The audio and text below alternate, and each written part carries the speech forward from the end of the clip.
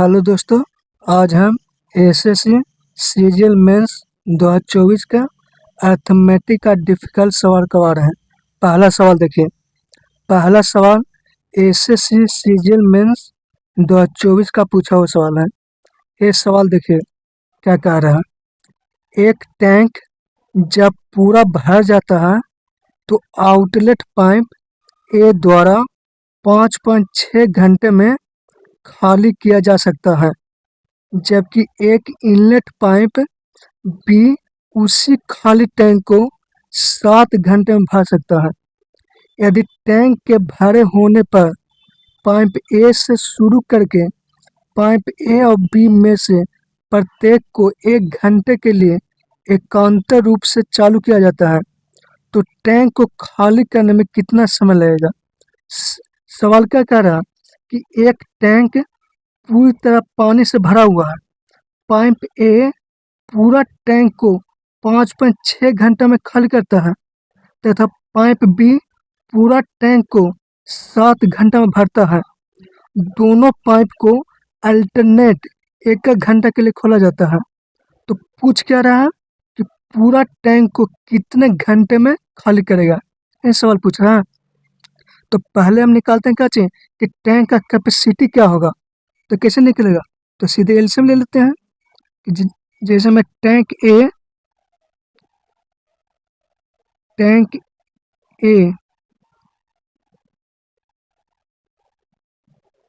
ए पूरा टैंक 5.6 घंटा में खाली करता है। अब पाइप बी पूरा टैंक को 7 घंटा में खाली करता है। तो इसका एलसीएम लेंगे तो कितना होगा, 28। ये आपका क्या होगा, कैपेसिटी आ गया कि नहीं, कितना होगा 5, कितना होगा 5 आ गया कि नहीं। सवाल को कितना हो गया, 5 माइनस लिख देना था खाली कर रहा, अब प्लस लिख देना था भर रहा। मतलब पाइप ए 1 घंटे में 5 यूनिट खाली करता है और पाइप बी 1 घंटे में 4 यूनिट भरता है। तो सवाल का तीसरा लाइन क्या कर रहा है कि दोनों पाइप को अल्टरनेट 1 घंटा के लिए खोला जाता है। मतलब पहले 1 घंटा के लिए पाइप ए को खोला जाता है, पहले 1 घंटा के लिए पाइप ए को खोला जाता है तो वह 5 यूनिट पानी भरता है। दूसरे घंटा के लिए बी को खोला जाता है तो वह 4 यूनिट पानी भरता है। फिर अगले 1 घंटा के लिए फिर ए को खोला जाता है, फिर अगले 1 घंटा के लिए बी को खोला जाता है और यही क्रिया आगे चलते रहता है। मतलब क्या हुआ कि हर 2 घंटे पर साइकिल क्या हो रहा है, रिपीट हो रहा है कि नहीं।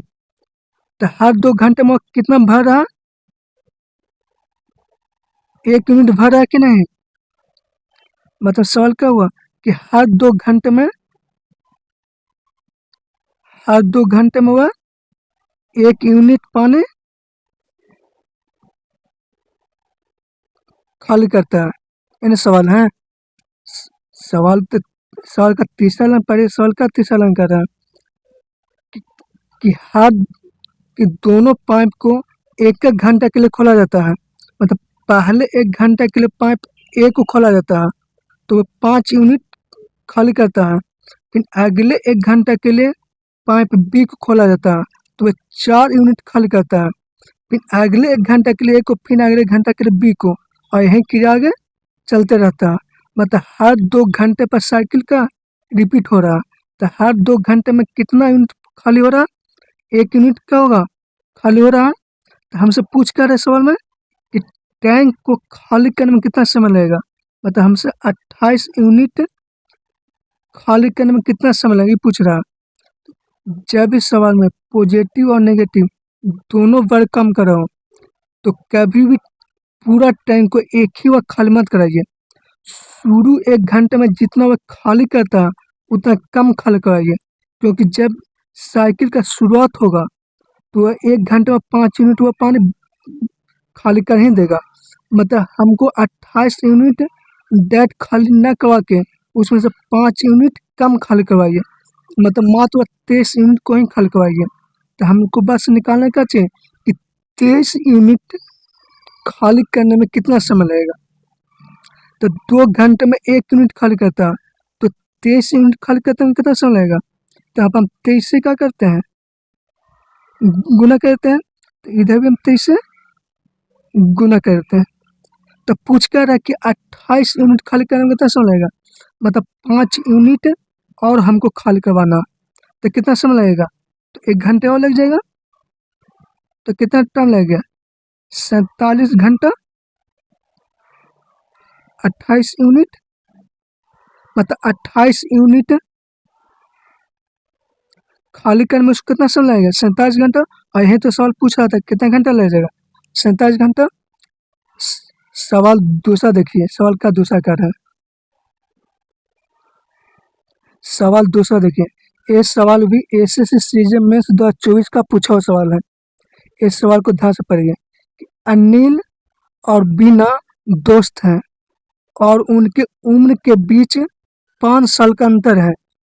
अनिल के पिता दिनेश की उम्र अनिल से 3 गुना है और बीना की उम्र उसकी बहन चालू से दुगनी है। दिनेश और चालू की उम्र में 45 वर्ष का अंतर है। यदि बीना अनिल से बड़ी है तो दिनेश और चालू दोनों के वर्तमान आयु का योग ज्ञात कीजिए। सवाल क्या कर रहा है, लेकिन जब भी इस तरह के सवाल रहे तो सबसे पहले फोकस करते हैं कि सवाल में दिया क्या चीज है। इसमें तीसरा लाइन को ध्यान से पढ़े। तीसरा लाइन क्या कर रहा है कि दिनेश और चालू की उम्र में 45 वर्ष का अंतर है, मतलब दिनेश और चालू की उम्र का अंतर 45 साल दिया हुआ है। मतलब दिनेश और चालू की उम्र का डिफरेंस हमको 45 साल दिया हुआ, मतलब हमको दिनेश और चालू का उम्र निकालना पड़ेगा। तो दिनेश और चालू का उम्र कैसे निकलेगा, तो दूसरा लाइन को ध्यान से पढ़े। दूसरा लाइन क्या कह रहा है कि दिनेश क्या अनिल के पिता का नाम है और चालू कौन है, तो बीना की बहन के नाम है। मतलब दिनेश और चालू का उम्र निकालने के लिए पहले हमको अनिल और बीना की उम्र निकालना पड़ेगा। और अनिल और बीना की उम्र कैसे निकलेगा, तो पहला लाइन को पढ़े। पहला लाइन क्या कह रहा है कि अनिल और बीना की उम्र में 5 साल का अंतर है। पहला लाइन क्या कह रहा है कि अनिल और बीना की उम्र में 5 साल का अंतर है। और चौथा लाइन को ध्यान से पढ़िए, तो बीना अनिल से बड़ा है। सवाल का कि बीना जो है अनिल से बड़ा है और अनिल और बीना की उम्र में 5 साल का अंतर है। तो हमने क्या मान लिया कि अनिल का उम्र अगर 1 साल है, जैसे हमने माना कि अनिल का उम्र 1 साल है, तो बीना की उम्र कितना साल होगा, 5 साल ज्यादा होगा कि नहीं। अनिल का उम्र अगर 1 साल है तो बीना की उम्र कितना होगा, 5 साल ज्यादा, का दोनों की उम्र का अंतर 5 साल है। अब सवाल में क्या हुआ कि दिनेश, दूसरे लाइन को पढ़े। दूसरा लाइन क्या कि अनिल के पिता दिनेश की उम्र अनिल से तिगुना है, तो दिनेश का उम्र क्या है, अनिल से तिगुना। तो दिनेश का उम्र कितना होगा, 3x। अनिल का उम्र 1 है तो दिनेश का उम्र क्या होगा, 3x। तीसरा लाइन पढ़िए कि बीना की उम्र उसकी बहन चालू से दुगना है, मतलब बीना की जो उम्र है चालू से दुगना है, तो चालू का उम्र क्या होगा, बीना का आधा। तो बीना का उम्र का क्या होगा, x + 5 का आधा होगा कि नहीं। मतलब दिनेश का उम्र 3x है और चालू का उम्र x + 5/2 है, और यही दोनों का डिफरेंस कितना दिया हुआ है, 45 साल है कि नहीं। तो यहाँ से निकालिए क्या हुआ, 3 दूनी 6, मतलब 5x - 5 बराबर कितना होगा, 45 दूनी के 90। तो x का मान कितना होगा, 19 × 5 = 95। x का मान कितना 19 निकलेगा कि नहीं। तो सवाल में पूछ कर रहा है कि दिनेश और चालू के उम्र का योग, तो दिनेश मतलब क्या 3x का मान पूछ रहा, तो 3x मतलब 19 दिया, 57 प्लस चालू का उम्र कितना होगा, x + 5/2। तो x की जगह पर रखें तो 19 × 5 = 24/2 मतलब 12, कितना आ गया, 69 साल। मतलब दोनों की उम्र का सम कितना होगा 69 सम। और यही सवाल आपसे पूछ रहा था। सवाल तीसरा देखिए, सवाल तीसरा, ये सवाल भी एसएससी सीजन मेंस 2024 का पूछा हुआ सवाल है। इस सवाल को ध्यान से पढ़े। क्या कर रहा है कि पी और क्यू एक 400 मीटर की दौड़ में भाग लेते हैं। पी 12 किलोमीटर पर घंटा की चाल से दौड़ता है। पी क्यू को 20 मीटर की बढ़त देता है, फिर भी उसे 13 सेकंड से हरा देता है। तो क्यू की चाल क्या होगा? ये सवाल पूछ रहा है। सवाल क्या कर रहा है कि 400 मीटर की दौड़ में पी क्यू को 20 मीटर की बढ़ा देता है, फिर भी उसको 13 सेकंड से हरा देता है। तो क्या कर रहा है कि 400 मीटर की दौड़ में पी क्यू को 20 मीटर की बढ़ा देता है। इसका कहने का मतलब क्या हुआ कि 400 मीटर की दौड़ में पी क्यू को 20 मीटर की बढ़ा देता है। इसका कहने का मतलब क्या हुआ कि पी शुरुआती बिंदु से दौड़ता है तो क्यू उससे 20 मीटर आगे से दौड़ता है, फिर भी पी क्यू को 13 सेकंड से हरा देता है। ना कहने का मतलब हुआ, तो कहना क्या चाह रहा है कि पी शुरुआती बिंदु से दौड़ता है तो क्यू उससे 20 मीटर आगे से दौड़ता है, फिर भी पी क्यू को 13 सेकंड से हरा देता है।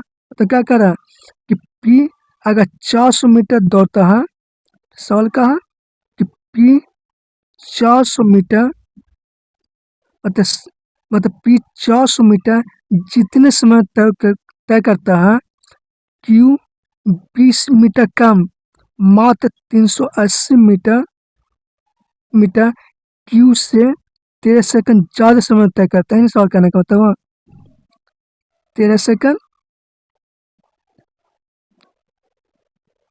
तो सवाल का हुआ कि 13 सेकंड ज़्यादा समय में कवर करता है। ना सवाल है। मतलब सवाल का है कि पी 400 मीटर जितने समय तय करता है, क्यू 20 मीटर कम मात्र 380 मीटर ही पी से 13 सेकंड ज़्यादा समय तय करता है। ना सवाल है। तो सवाल पूछ कर रहा कि क्यू का चाल, तो क्यू का चाल कैसे निकलेगा? सवाल है कि जैसे में पी अगर शुरुआती बिंदु से दौड़ता है, इसमें पी अगर शुरू बिंदु से दौड़ता है तो क्यू उससे 20 मीटर आगे से दौड़ता है। इन सवाल है। अगर पी को पूरा 30 सेकंड में डिस्टेंस कवर कर लेता है, 30 सेकंड में डिस्टेंस कवर कर लेता है तो क्यू 13 सेकंड से हार जाता है। 13 सेकंड से हारने के बाद क्या हुआ कि क्यू अभी इसी पॉइंट पर भी है, 13 सेकंड पहले ही अभी है। मतलब क्यू को पूरा डिस्टेंस कवर करने में कितना समय लगेगा? टी प्लस 13 सेकंड लग जाएगा कि नहीं? मतलब पी को पूरा डिस्टेंस 30 सेकंड लगेगा तो क्यू को टी प्लस 13 सेकंड ही तो सवाल कर रहा है। देखो सवाल में हमको निकालना है क्यू का चाल, तो क्यू का चाल कैसे निकलेगा? तो क्यू का पर हमको टाइम निकालना पड़ेगा। तो क्यू का टाइम कैसे निकलेगा? तो यहाँ पर पी का चाल हमको दिया हुआ और पी का डिस्टेंस दिया हुआ, मतलब 400 मीटर दूरी किस स्पीड से तय कर रहा? 12 किलोमीटर पर घंटा का स्पीड से तय कर रहा। तो इसको मीटर पर सेकंड में बदलेंगे तो कितना होगा? 5/18। कितना समय लगेगा? 4 3 12 3 6, 600/5 120 सेकंड लगेगा कि नहीं? 120 सेकंड। मतलब पी 400 मीटर दूरी 120 सेकंड में तय करेगा तो क्यू कितना? उससे 13 सेकंड ज़्यादा, मतलब 133 सेकंड। तो किस चाल से तय करेगा? 133 से हम डिवाइड करते हैं। मतलब पी को 400 मीटर दूरी 120 सेकंड में तय करता है तो क्यू कितना सेकंड में तय करेगा? तो उससे 13 सेकंड ज़्यादा, मतलब 133 सेकंड में। तो कितना चाल होगा? तो 380 मीटर की दूरी 133 सेकंड में तय कर रहा है तो किस चाल से तय कर रहा है? इतना से डिवाइड कर दी। लेकिन आंसर जो पूछा किलोमीटर पर घंटा में पूछ रहा, तो इसको हम क्या करते हैं? 18/5 से डिवाइड कर देते हैं। कितना होगा? 19 सत्ते 133 और 19 दूनी के 38, 5 के 20, 18 के 72। तो 72 कितना हो गया? 7 बराबर कितना हो गया? 10.29 किलोमीटर पर घंटा। और ये आपसे पूछ रहा था कि क्यू का चाल कितना होगा। सवाल चौथा देखिए। देखिए चौथा सवाल भी एसएससी सीजीएल मेंस 2024 का पूछा हुआ सवाल है। इस सवाल को ध्यान से पढ़िए क्या कह रहा है कि बर्तन ए में दूध और पानी 4:5 के अनुपात में है। बर्तन बी में दूध और पानी 2:1 अनुपात में है। यदि ए का x लीटर मिश्रण बी के y लीटर मिश्रण के साथ मिलाया जाता है तो नए मिश्रण में दूध और पानी का अनुपात 8:5 हो जाता है। तो x अनुपात y ज्ञात कीजिए। इन्हें सवाल पूछा है। सवाल क्या कर रहा है कि बर्तन ए में दूध और पानी 4:5 में के अनुपात में है। बर्तन बी में दूध और पानी 2:1 के अनुपात में है। यदि ए का x लीटर मिश्रण बी के y लीटर मिश्रण के साथ मिलाते हैं तो जो प्राप्त नए मिश्रण में दूध और पानी 8:5 में है। तो सवाल पूछ क्या रहा है कि दोनों बर्तनों से कितना लीटर मिश्रण लेकर एक नया मिश्रण तैयार करें। इन्हें सवाल पूछ रहा है।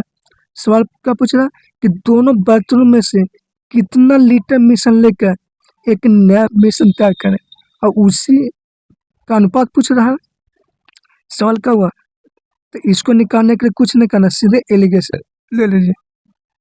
मतलब या तो दूध या पानी किसी एक का एलिगेशन लेके बना रही है। जैसे मैं बर्तन ए में दूध कितना भाग है, जैसे बर्तन ए में दूध कितना भाग है 4/9 भाग है कि नहीं। बर्तन बी में दूध कितना भाग है 2/3 भाग है। टोटल मिश्रण में दूध कितना भाग है 8/13 भाग है। इसका सीधे क्या कीजिए एलिगेशन ले लीजिए। देखिए इसको हम घटाइएगा तो थोड़ा डिफिकल्ट हो जाएगा। तो पहले हम क्या करते हैं कि जो फ्रैक्शन में जो दिया 9, 3, 13 इसका एलसीएम से गुना कर देते हैं ताकि कैलकुलेशन करना आसान पड़ेगा। तो एलसीएम कितना होगा 9 गुने 13। जो फ्रैक्शन में जो दिया है 9, 3, 13 इसका एलसीएम से गुना कर देते ताकि कैलकुलेशन करना आसान पड़ेगा। कितना होगा 13 चौके 52, यहाँ पे क्या होगा 13 छक्के 78 और 9 अट्ठे 72। अब इसको घटाना आसान पड़ेगा कि नहीं, घटा दे कितना होगा 10। 78 में से 10 नहीं होगा,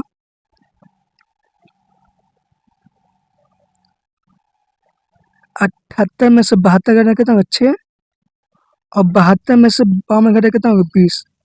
इस दोनों का रेशियो ले कितना होगा 3:10। और यही सवाल आपसे पूछ रहा था। सवाल कुछ नहीं पूछ रहा है कि दोनों बर्तनों में से कितना लीटर मिश्रण लेकर एक नया मिश्रण तैयार करें, उसी का अनुपात पूछ रहा था सवाल। जय हिंद दोस्तों।